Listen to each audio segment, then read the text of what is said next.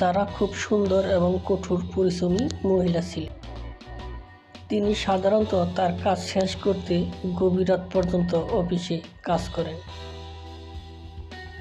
একদিন সে বাড়িতে আসেনি, তাই জারার স্বামী গোয়েন্দা মেহুলকে ফোন করলেন।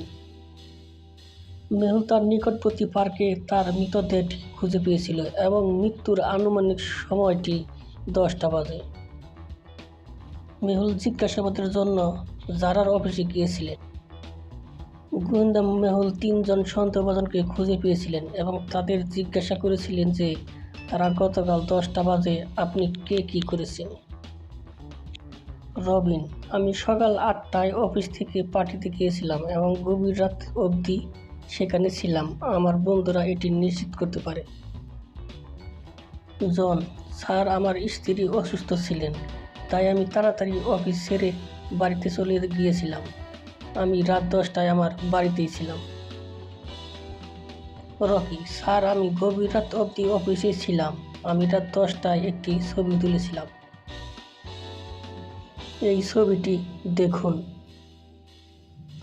আপনি কি এদের কথা বিশ্লেষণ করে অনুমান করতে পারেন কে জারাকে হত্যা করেছে? রবিন, জন না রকি?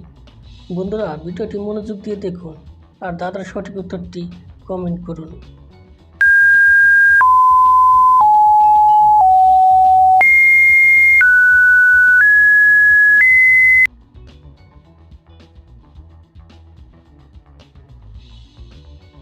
রকির ফটোতে ঘড়িটি 10টা বাজে দেখায়, তবে এটি বাইরে উজ্জ্বল। রাত্রিবেলা ছবি তুলে অন্ধকার দেখাতো। এটি সকালবেলায় ছবি তুলেছে, অথবা তিনি মিথ্যা কথা বলছে, তিনি হত্যাকারী।